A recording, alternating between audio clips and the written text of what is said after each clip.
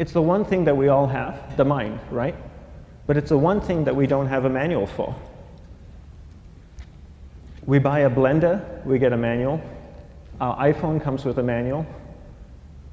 We get a car and it has a manual.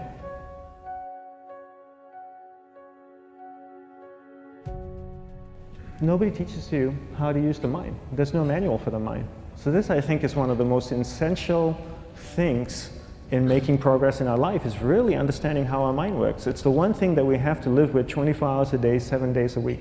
We have no choice. Imagine if most of you slept 8 hours a day, which most of you don't.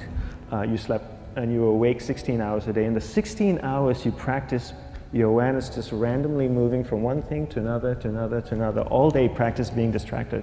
What would you be good at after 6 months? You did the 16 hours a day, you just allow your awareness to jump from one thing to another, to another. I'll tweet right now, I'll switch to text messaging, then I'll go to email, oh, my phone's ringing, so I'll answer the phone, and then somebody's speaking to me, so I'll have 2 conversations at one time. And I'll just do this 16 hours a day, 7 days a week. So you get it being good at distracted. After 1 year, you're an expert at being distracted. After 1.5 years, they'll invite you to give keynote talks on being distracted. You're so good, you practice 16 hours a day. So the same works for the opposite. If you practice being concentrated 16 hours a day, what would you become good at? You become good at concentrating. And all it takes is practice. By just doing one thing at a time. Keeping your awareness on one thing at a time. And you integrate this into everything that you do in your life. So the best way to do it is pick a few opportunities in your everyday life. For example, we all speak with people. When I speak with somebody, I give them my undivided attention. I keep my awareness on them, and the conversation is really brief. Why? Because we're concentrated. We're not being distracted. A 10-minute conversation normally just takes 3 minutes because you're just so focused. I define concentration as the ability to keep that awareness on one thing for a prolonged period of time. So if I can keep my awareness on Eric and not drift away and think about the wedding, or drift away and think about the vacation, or what I'm going to do later, then I'm concentrating on Eric. Every time it drifts away, I bring it back. And the more I practice this, the more I practice concentration. So concentration is the ability to keep your awareness on one thing for a prolonged period of time. And that's a very simple definition of concentration. How do you get better at concentration? You practice this. You practice this 24 hours a day, 7 days a week. And it's the only way to get good at it. And what's the best way to practice it? The best way to practice it is to integrate it into everything that you do in your life. Not to meditate 10 minutes in the morning. It doesn't work. You really need to look at your life the same way a sprinter in the Olympics looks at his life. You've all heard of Usain Bolt, the man that won the gold medal twice, 2 Olympics in a row, broke the world record.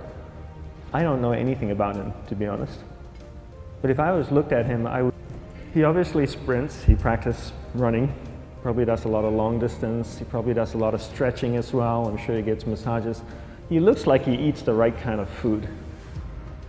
Drinks the right amount of water, takes vitamins. His whole day is so disciplined. For what? To prepare him for 9.57 seconds. I think that's what the world record is, right? For 100 meters, 9.5 or 9.57 seconds.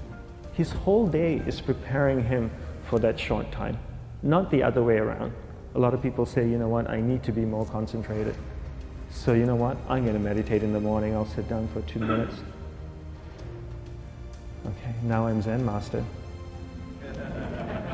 And the remaining 23 hours and 58 minutes, they just go about being ordinary and crazy. How does that work?